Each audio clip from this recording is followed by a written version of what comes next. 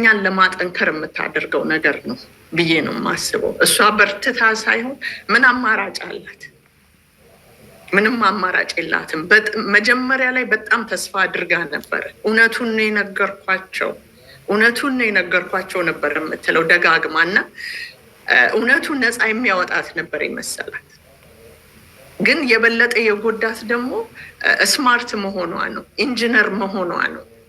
ያልተማረ ሰው ቢሆን እሷ ያጠፋችውን ጥፋት ያጠፋው ፍርዱ የቀለለ ነበር። እናም የተጽናናች ብትመስልም የተጽናና ነገር አይደለም እኛ ያየ ነው። በጣም በሚያሳዝን ሁኔታ ነው የምነግርህ። ስትናገር እንኳ አፏ እየተንቀጠቀጠ ነው የምታወራው። አይዞሽ። ለእሷም ለሁሉም ለቤተሰቡም ከባድ ነገር ነው። መታሰር ቀላል ነገር አይደለም። የመታሰር መልካም ነገር ያለው አይመስለኝም። ግን ተስፋ እንዳትቆርጥ ደጋግመን እንናገራለን። እንደውም በቅርብ ጊዜ ለእኔ ከጻፈችኝ ደብዳቤ ላይ እባክሽ ይቅር እንድትያት ብላ አለችኝ። እናም እዚህ ጋር የተረዳሁት ነገር ምንድን ነው? እግዚአብሔር ለእሷ ትልቅ ጽናትን እንደሰጣት ነው። ይህንን ያህል በደል የበደለቻት እድሜዋን ልጅነቷን እየበላችባት ያለችባትን ሰው እባክሽ ይቅርታ አድርጊላት፣ እኔ ይቅርታ አድርጊላት አለሁ ነው ያለችኝ። እና የእሷ መጽናናት ከየትም የመጣ ሳይሆን ከእግዚአብሔር የተሰጣት ነው።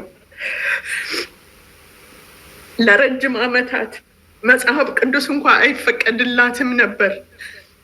እዛው አገር የታተመ ከካናዳ ኮንሱላቶች ውስጥ ተሰጥቷት ነው መጽሐፍ ቅዱስ እንኳ ያገኘችው። እና እስራቷ ቀላል እስራት አይደለም። ኢትዮጵያ ውስጥ እንዳለ አይነት እስረኛ አይደለም። it is totally different።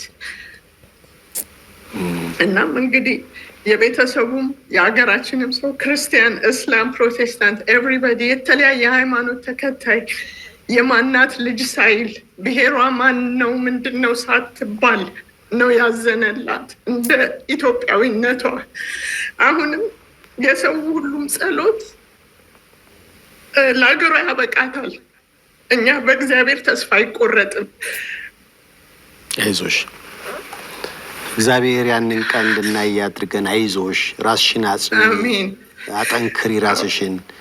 በእርግጠኝነት ከሞት ፍርድ ወደ እድሜ ልክ ያመጣው እግዚአብሔር ጉዳዩን በቀጣይ ደግሞ ጥሩ ነገር እንድንሰማ ያደርገናል ብዬ አስባለሁ። ንጹህነቷ ነፃ ያወጣታል ብዬም አስባለሁ። ስለዚህ እሱን ተስፋ ማድረግ ነው፣ ራስሽን ማጠንከር ነው። በዙሪያሽ ያሉትንም ሰዎች አንቺ